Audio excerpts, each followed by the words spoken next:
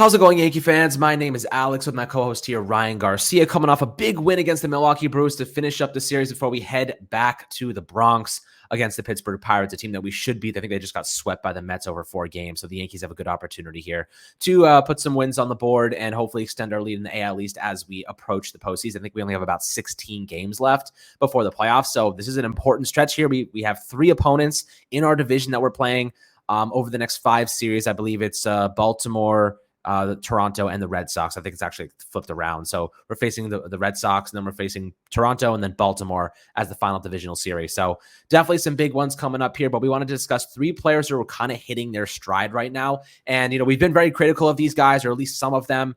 And I think it's fair that we also commend them for their good performances and, stepping up to the plate and making the most of their opportunities, especially with guys kind of missing time like DJ LeMahieu. Stanton's struggles have really hurt the team. But yesterday, winning 12-8, a lot of run production around the board. Of course, Aaron Judge, Rizzo coming back. I mean, like Rizzo's comeback yesterday. Guy didn't play since August 30th, came back at 3 hits and a homer. Like, we couldn't have asked more from our first baseman. And, Marwin Gonzalez obviously got hit in the head a couple days ago, but he's been filling in at first base, doing a decent job. But Rizzo obviously just brings another element. Before we dive into the 3 players I want to discuss today, Ryan, how you do today, my friend? I'm doing great. You mentioned kind of how we've been critical of some of these guys, and that's absolutely true. And these guys have played a lot better lately. Look at IKF, look at Donaldson. They've had some signature moments, some big time hits. You think of the grand slam from IKF against the Twins. Hit 2 home runs in that series, I believe. In the month of September, he's hit a lot better. He's hitting .313 with a .389 on base and a .485 slugging. You can kind of erase, a season that hasn't been the best for IKF in terms of, avoiding making errors at shortstop and, having ground ball issues and all those things. If you have a great September, great October, those get erased away, right? People don't remember that. I'm not going to remember that. No one's going to remember that. They're going to remember, the great play late in the season when the Yankees needed you. Same thing with Donaldson. So Donaldson hasn't been as good as IKF. His WRC plus is 120 compared to IKF's 148 in September, but he's striking out less. He's hit a couple big home runs. He's stepped up in big spots for the Yankees. And I look at him as a guy where he's had a very bad season, right? For his standards, he's been a guy who's disappointed. They were both a part of the same trade. Both guys who are, they kind of get put as this, they're the face or the poster image for what has been kind of not the best offseason in terms of yielding results from what we expected from the guys we brought in. You look at Rizzo, Jose Trevino, Carpenter. Those are guys who kind of stand out as these great additions the Yankees made, and IKF and Donaldson kind of bottom of the barrel in terms of the Yankees additions. And so hopefully, you see those 2 guys turn it around. And then lastly, Oswaldo Cabrera. This is a guy who, he hit very well in AAA, and he could not hit at the major league level, right? He's someone who has really, really, really had his struggles. I mean, he had that 0 for 19, I believe, before that walk-off hit against Minnesota. And I look at a guy like Cabrera, and one of the biggest changes he's made is swinging less, right? Sometimes with offense, less is more, right? You want to be aggressive enough that you're swinging at pitches in the zone and you're swinging at meatballs.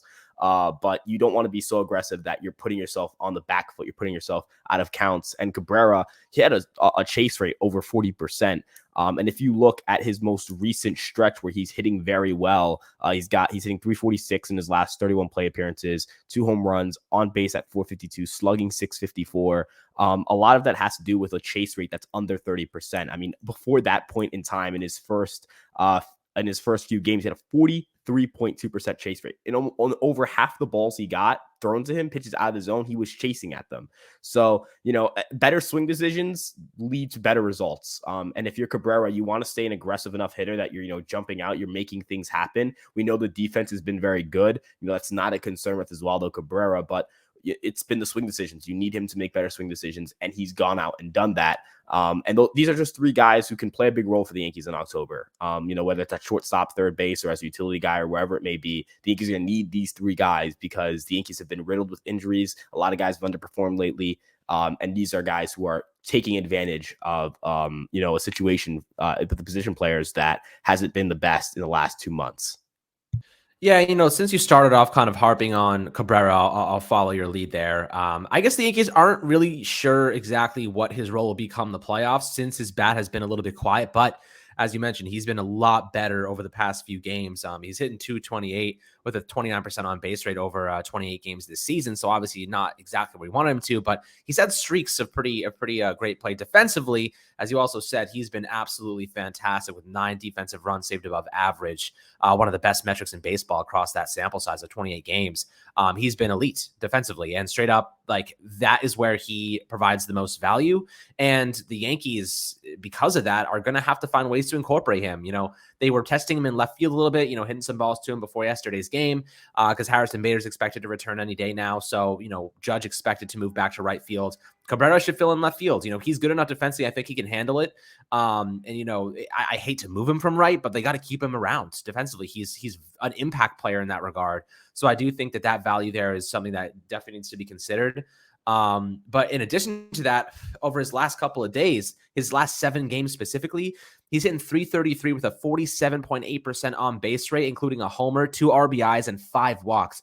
That game he had, I think 2 games ago, the first game against Milwaukee, he had 3 walks in that game. Talk about patience. You mentioned it. The chase rate is down. He's really being patient. He's being aggressive with pitches in the zone. He's hitting strikes hard with the Dylan Lawson mantra.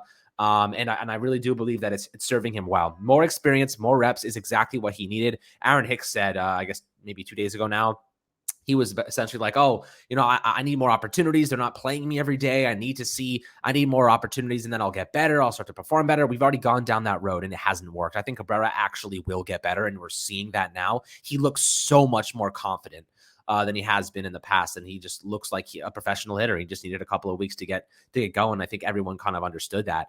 But let's discuss IKF here. IKF definitely has had his fair share of issues. He kind of blew that game, the first one against Milwaukee, with that error in extra innings and allowed them to score, which was unfortunate. But he's been very good offensively this month. On the season, he's hitting 267 with a 32% on base rate, with 3 homers and 46 RBIs. In August, he was pretty bad, hitting 231 with a 30% on base rate. But this month, he's doing really, really well. He has 2 of his 3 homers this month. He's just been looking fantastic. So I'm very excited to see if he can continue this hot streak, because we need that level of production from him at the bottom half of the order come the playoffs. What is your impression of IKF right now defensively? I'm still a little bit on edge. I think Peraza's a better shortstop defensively than him, but offensively, if he can maintain this, I don't see a way that the Yankees can replace him. They can't take him out, but what do you think the kind of course of action is here? I religiously preach the Yankees go with the hot hand with the infield, and IKF has been the hot hand. So I'm going to stick to that, and I'm going to say he's been the hot hand. He's got to keep playing until he cools down. There's not really a reason to not play him because your infield isn't the best right now health-wise, and your outfield is still decimated with injury. So you kind of need just guys who you feel confident can at least do something at the plate, even if their season totals aren't great. You look at just recent trends. And here's the thing with Isaiah Kiner-Falefa. You mentioned the error that kind of cost the Yankees that Brewers game. You kind of hope that those errors don't come up in October.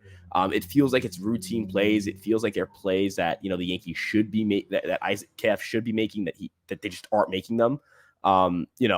It feels like if you ask him to make a play that is very difficult, he can go out and make it. Like we've seen some of the plays he's made, range to his left, range to his right, jumping up in the air, turning some great double plays, but it feels like the plays right at him. I mean, they seem to be the issue here. I'm pretty sure it's the worst outs above average amongst any shortstop or any defender on balls right at him, which is just such a weird statistic. I mean, think about that. Balls right at you and you can't field it, but it's out to your right. You got to make an incredible diving play. You got to get up on your knees, fire a dart to first, and you can make that play. Makes no sense. It's a weird statistical trend. It doesn't make sense. I don't understand it. I feel like at some point that has to be corrected. Again, as you mentioned, he's hit well, so you kind of just stick it in your back pocket, like praying it doesn't happen in October.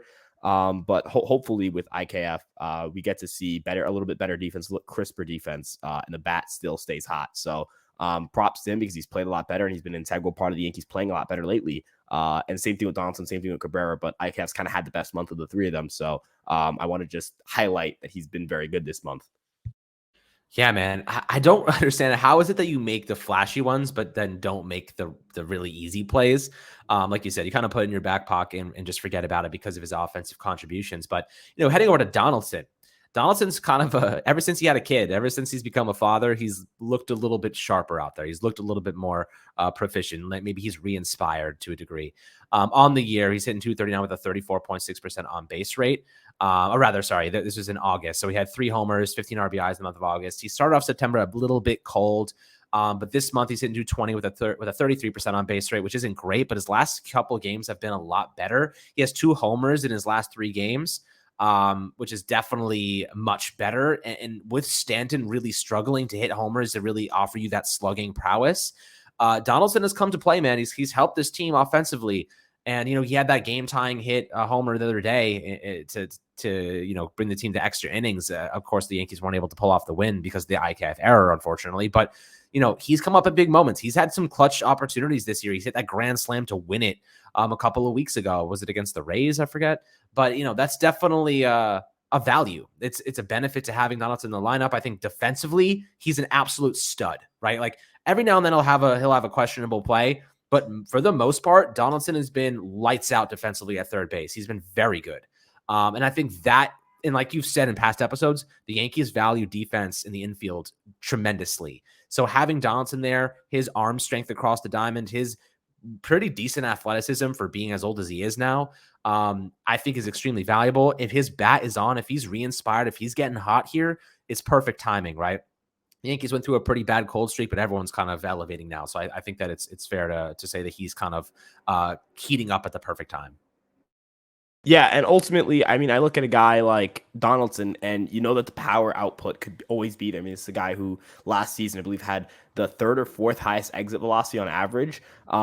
It feels like Donaldson's underwhelmed in the regard of being able to hit for power, right? I feel like 15 home runs was not really where I had him at through 490 play appearances. I mean, 543 last year at 26. So, I mean, Donaldson, if he can continue to hit home runs, especially if they're big home runs, you're going to love having him in your lineup. It just feels like, for the entire course of the season, he's been very much like, oh, he's back. And then he doesn't fully establish himself as back. So hopefully that changes in October. I feel like that's kind of the moral or kind of the overall arching point I provide here in today's episode is you kind of just hope these guys stay hot in October. You hope that really dry, cold spell they had in August is that outlier month, and that, to kind of balance out a really horrific month at the plate, these guys have a really strong month at the plate. Because we know how laws of averages work, right? If you're really, really bad at one point, you kind of have to be really, really good at another point to kind of even it out. Better players are going to have more good stretches than bad. Worse players are going to have more bad stretches than good. But in any situation in October, you just need to be the hottest team in October, right? We've seen it last year. The Braves had, kind of been counted out, and they went on and they won the World Series. They beat a Dodger team that won 106 games. An Astros team that stormed through the American League. Even in years like 2019 with the Nationals, you look at the 2017 season, the Yankees, when they went to the LCS, they were just a hotter team than Cleveland was. And Cleveland was on paper better. They were the 1 seed. They won 100 plus games. You just need to hope that these guys are red hot come October, because if the Yankees are the hottest team in the dance in October, they're going to win the World Series. So doesn't really matter if we feel like these guys are the best options at their positions. All that matters is that they produce at this point. We can't really do this process over results thing with 18, 17 games to go and, a couple of series in October. You got to just go with results, and that's all you can take at this point. Yeah, man, I think that's spot on. You just go with results. You got to play the hot hand right now, and you got to let them keep getting those consistent at bats, because ultimately that's kind of what helps you down the stretch here. And with 16 games left, these reps for the players that are actually going to be playing in the postseason are essential. So, the way that Cabrera is getting a lot of opportunities here, I'm very curious to see what happens when Harrison Bader comes back, who continues to get these reps. But look, if Cabrera keeps getting at bats, if he keeps playing games consistently, it's a pretty good indication that he's going to be a part in this postseason lineup. So I'm really curious to see how they continue to spread around the love, and especially if Andrew Benintendi still needs a couple more weeks to return. And that's a question for you, Ryan. Like Benintendi, if he comes back, like right when the postseason is playing, are you just playing him ASAP? Are you just throwing him into the mix and saying, you know what, he's a veteran, he's good? Or do you think that maybe you continue playing Oswaldo Cabrera because, he's been ramping up and maybe Benintendi needs a couple of days? Like, how do you approach that situation? So I think that depends heavily on how Cabrera is playing at that point in time, right? If you tell me I'm getting the Cabrera we've gotten lately, walking a lot, barreling up the ball, obviously defense has been great throughout his short tenure at the major league level. But if I get a red hot Cabrera, then I'm not as inclined to feel I need to force myself to play Benintendi. But if Cabrera has, a really awful stretch, then I feel a little more inclined to switch things up. You mentioned Bader. I'm very excited for Bader. I think Bader's bat. I think I've talked about this, on Twitter before. But Bader's bat on the road, his OPS is well over 800 on the road. So it could be an issue where Busch Stadium was just not a great stadium for him. It's not a great home run ballpark. And you would think, Bader's a speedy guy. Maybe he's not as much of a power dude, but from 2020 to 2021, he put up some decent power. So I think, you could see Bader put up better power in Yankee Stadium. You can see him, run into a couple of home runs. We've seen him run into one home run at Somerset. We know the base running and defense is very good. You look at Judge and you look at how he's played center field, taking that range and moving it to right field with his arm and putting Bader in center field. And if you have one of Cabrera or Benintendi in your left field position, you feel really good about your defense. And as you mentioned with Cabrera, you would like to keep him in right field, but I feel like he can handle left field. Cabrera's his range tool, according to Fangraphs, or not range tool, range production, has been above average. He has currently a 1.7 range runs above average. So I'm pretty confident that he's going to go out and still be able to run good routes and get to balls. And the arm is very good. He's got 9 defensive runs saved in the outfield so far this year. He has a 5 R arm, which is outfield runs saved above average. So range is good, arm is good. Bader, the range is unbelievable. I mean, some of the catches he makes are just mind-boggling. I don't think I've seen a center fielder on the Yankees in my recent memory of watching them that can make plays that Bader can. And we know that Judge is going to be in right field, and especially in the short porch, that dude can rob any home run that is about to graze and be, any pitcher who's about to get porched. Judge will prevent that from happening. So I feel good about the Yankees in terms of defense. I know they're always going to have a strong defensive alignment. I guess the question just becomes, as these guys come back to the fold, who's hot, who's not, and ultimately who gets themselves in the lineup so the Yankees have the best offensive alignment. Because defensively, this team's got, I think, 100 defensive runs saved already. It's like one of the greatest defensive teams of the decade. So pretty excited to see these outfielders come back into the fold. And hopefully Cabrera gets his numbers up and we can see, hey, this is a guy who's a part of this year's team. This is a guy who's part of future Yankee teams. And maybe he even competes for an infield spot. If one of IKF or Donaldson goes cold and this guy's still going hot and you want to keep him in the lineup when Benintendi comes back, you can always move around the infield. He's very versatile. He's played first base, for God's sake. So we'll see. Yeah, I'm very excited. This is definitely an important stretch of the season, my friends. But I hope you guys enjoyed this episode of Fireside Yankees, breaking down 3 players who are heating up right now or are currently hot. So hopefully they can maintain that momentum and carry it into the playoffs and really contribute down the stretch. We need to keep winning games. We're 5.5 games over the Toronto Blue Jays, but we cannot give up any ground because we have a 3-game series coming up against them, and they're going to be wanting to beat us up. So it's important. This is a essential part. The Pittsburgh Pirates, we got to beat them. We got to sweep the Pirates. We need to give ourselves a cushion because right now I'm still not 100% confident. We are going to get Luis Severino back soon. We are getting Bader back in a couple of days. We are going to get DJ LeMahieu probably back tomorrow or Wednesday. So we are getting healthier, or we're definitely looking up. It's all coming together at the perfect time. Let's just stay healthy, get some momentum going, and continue into the postseason with all the positives in tow. But hope you guys have a fantastic start to week, my friends. Make sure to like and subscribe as always, and we'll catch you guys on the next Fireside Yankees episode.